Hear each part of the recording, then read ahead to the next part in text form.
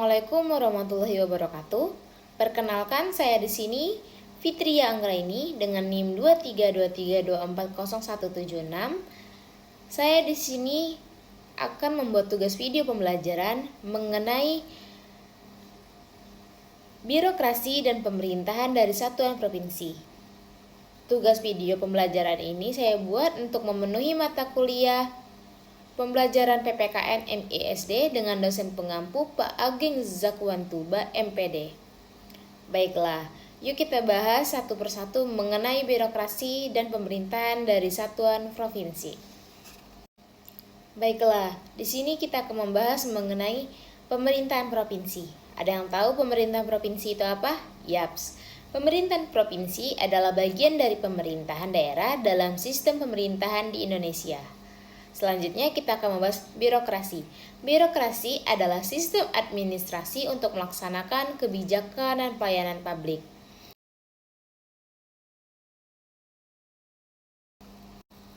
Baiklah, di sini kita akan membahas mengenai dasar hukum pemerintahan provinsi Undang-Undang 1945 Pasal 18 dan Undang-Undang Nomor 23 Tahun 2014 tentang Pemerintahan Daerah dan Peraturan-Peraturan Daerah atau Perda sebagai pelaksanaan otonomi daerah. Baik, kita akan membahas mengenai Undang-Undang 1945 Pasal 18. Pasal ini adalah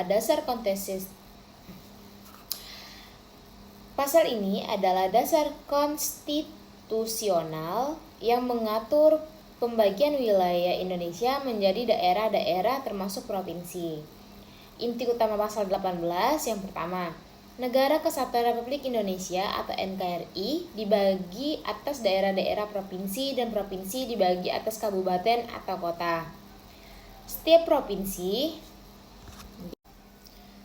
provinsi punya pemerintahan daerah yang mengurus sendiri urusan pemerintahan menurut atas otonomi dan tugas pembantuan. Selanjutnya, ada kepala gubernur, yaitu kepala daerah, dan Dewan Perwakilan Rakyat Daerah atau kita sering sebut dengan DPRD. Selanjutnya kita akan membahas mengenai Undang-Undang Nomor 23 Tahun 2014 tentang Pemerintahan Daerah. Nah, Undang-Undang Nomor 23 Tahun 2014 tentang Pemerintahan Daerah, undang-undang ini adalah payung hukum operasional yang lebih detail dibanding undang-undang sebelumnya. Nah, kenapa dikatakan tersebut? Karena pokok penting dalam undang-undang ini menetapkan urusan pemerintahan mana yang menjadi kewenangan pusat, provinsi, kabupaten, atau kota.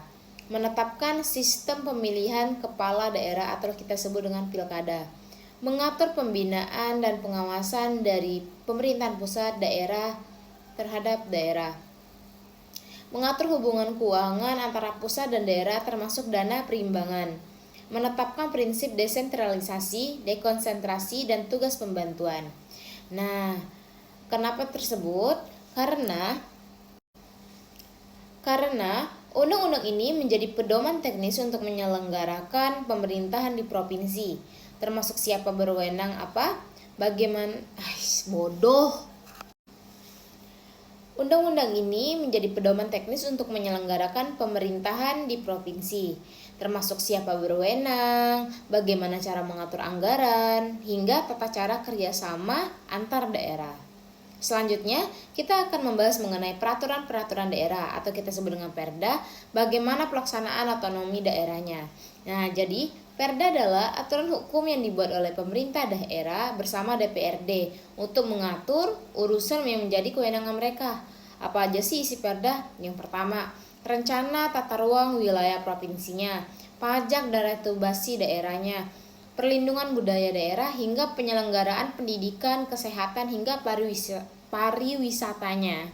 Nah, jadi Perda adalah bentuk nyata dari otonomi daerah di mana provinsi bisa membuat aturan yang sesuai dengan kebutuhan dan karakteristik lokal selama tidak ketergantungan dengan hukum pusat.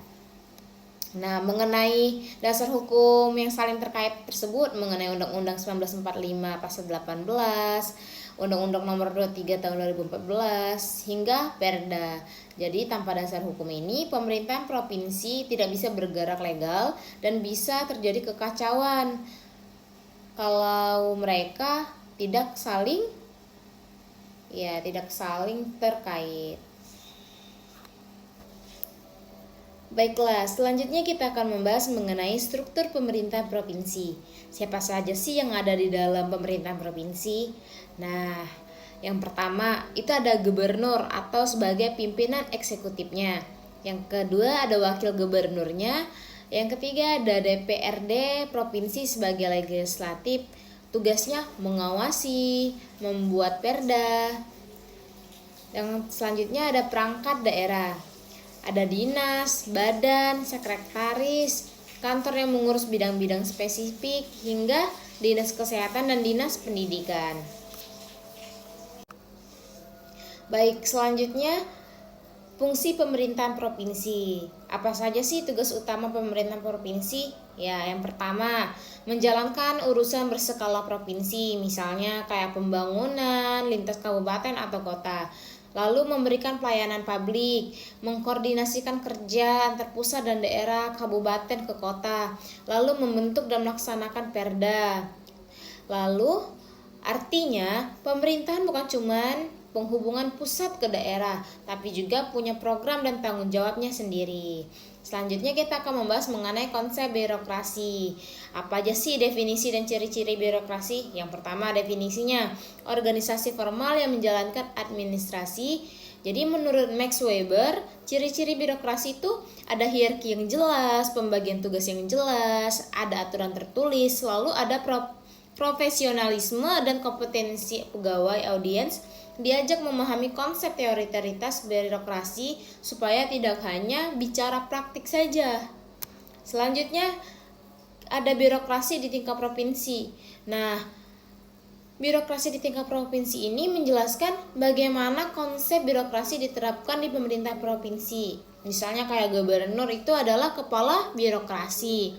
Sekretaris daerah atau sekda itu pengendali administrasinya.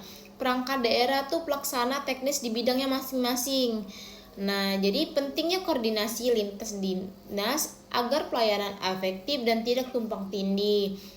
Jadi, audiens diajak melihat struktur praktik birokrasi nyata di provinsi. Jadi seperti itu konsep birokrasi yang diterapkan di pemerintahan provinsi. Selanjutnya ada tantangan birokrasi provinsi. Apa aja sih tantangan birokrasi provinsi? Tantangan birokrasi provinsi menyampaikan masalah-masalah nyata yang sering muncul, seperti tumpang tindih kewenangan antara pusat dan daerah, anggaran yang terbatas, birokrasi yang lambat, hingga kualitas SDM yang belum merata, hingga potensi korupsi atau penyalahgunaan wewenang. Jadi tujuannya supaya audiens tidak hanya melihat sisi positifnya saja, tapi juga paham tantangan yang harus dihadapi. Seperti itu teman-teman. Selanjutnya ada upaya perbaikan.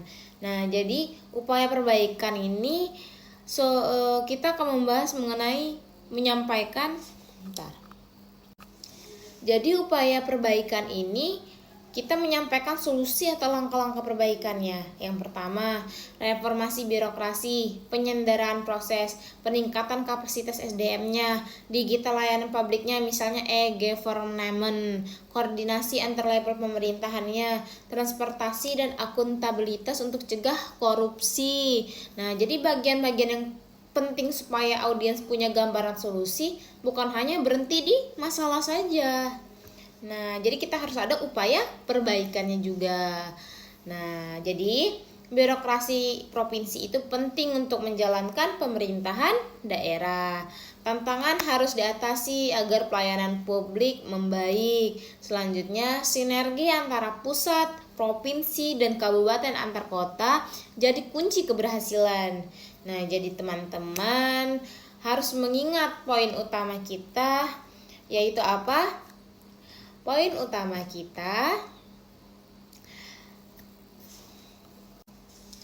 Nah, jadi kita harus mengingat poin utamanya.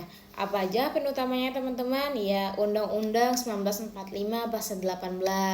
Jadi mengenai dasar kontekstual yang membagi wilayah Indonesia ke dalam provinsi, kabupaten, kota dan memberi dasar otonomi daerah. Selanjutnya ada Undang-Undang Nomor 23 Tahun 2014, aturan teknis operasional yang mengatur kewenangan, tugas dan hubungan antara pemerintahan pusat, provinsi, kabupaten, dan kota. Selanjutnya ada Perda, yaitu bentuk nyata pelaksanaan otonomi daerah di mana provinsi membuat peraturan sesuai dengan kebutuhan lokalnya.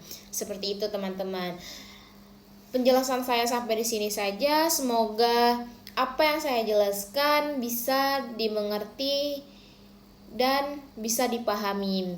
Saya Fitria Anggraini pamit undur diri. Wabillahi taufiq wal hidayah. Wassalamualaikum warahmatullahi wabarakatuh.